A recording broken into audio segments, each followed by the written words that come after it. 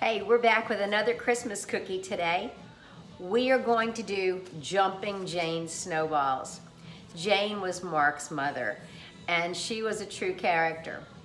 And she made these snowballs every year, and she would send them down in a large package of Christmas cookies. And as I said, I'm not a baker, so it was always fun to get Grandma Jane's cookies.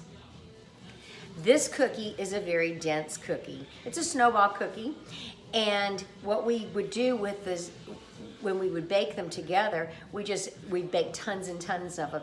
It was funny, I asked her for the recipe many years ago, and so she sent me the recipe, and then she sent me a recipe for doubled.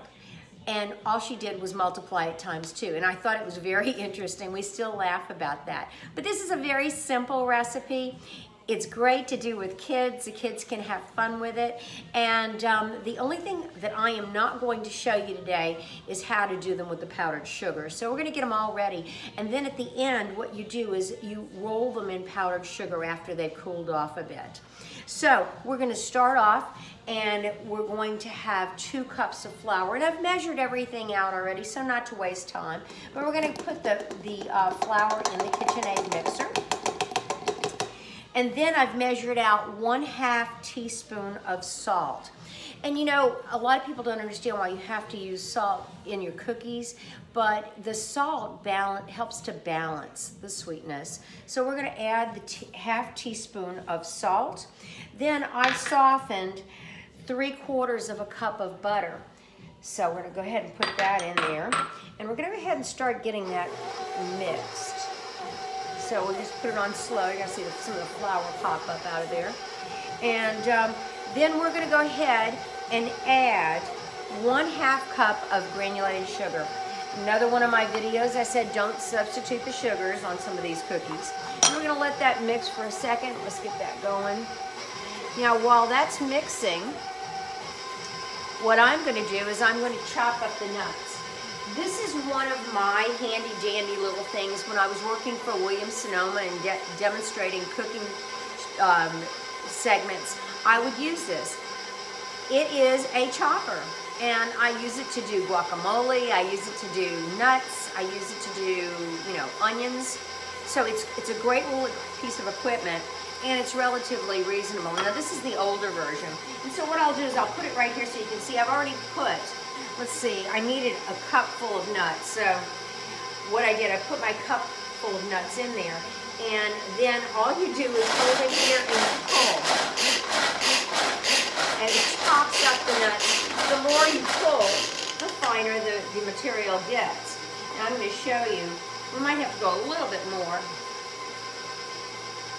Now, they came out with a newer model, but this is a great little gadget to give for Christmas. I love it.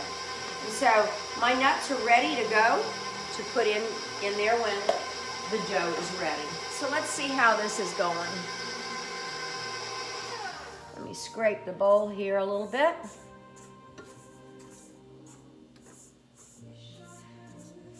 Okay. So now we've got all that butter mixed. We're going to go ahead and add the 1 egg.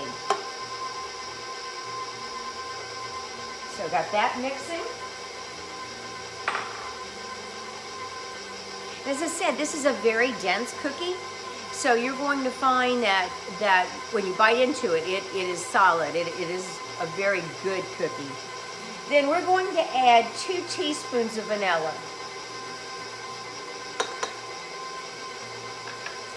This calls for 6 ounces of chocolate chips.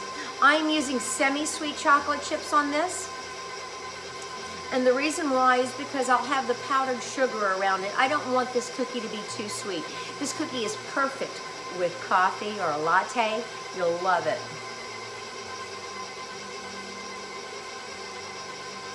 We're gonna go ahead and add the chocolate now. See how easy this is?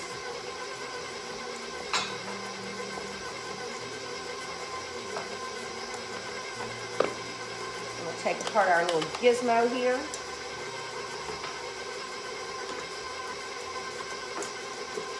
And finally add the nuts. and that gets all mixed up in there. I'll let the KitchenAid do the work for me.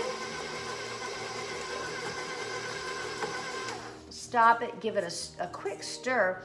As soon as I take this out and show you the dough, you're going to see how dry it is. It's a nice dry dough.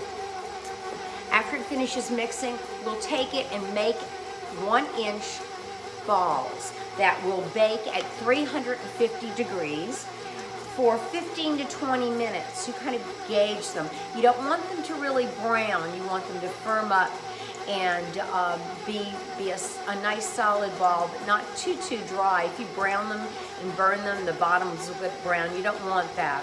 When you take them out, you'll cool them slightly. You'll take them off the cookie sheet. I've already got my cookie sheets. I'm going to use Silpats. You know I'm a fan of Silpats. Also, there's another brand you can use. There's several brands, but this is a different one from a Silpat. It does the same thing. You'll take the dough out. As I said, you'll make balls about 1 inch. Cook it bake it between 15 and 20 minutes. Let it cool. Then you'll toss powdered sugar over it. And then seal them, put them in a bag or seal them up in some Tupperware, and I think you're good to go. These will last for a month. They're wonderful. You can send them UPS, post office, or whatever to your friends and family. Remember though, if you're gonna do a double batch, all you have to do is multiply it times 2 or triple it for 3. Have a good one. Talk to you later. So I've made a few of these balls for you so you can see. They're about yay big. This is what the dough looks like. So as I said, it's dry, a little drier than most of your doughs. And all you'll do is take it by your hands, make sure your hands are clean, and roll it into small balls. And you can probably get about 24 on this sheet. So there you go. And I'll take a picture and show the picture on Facebook when I post this video.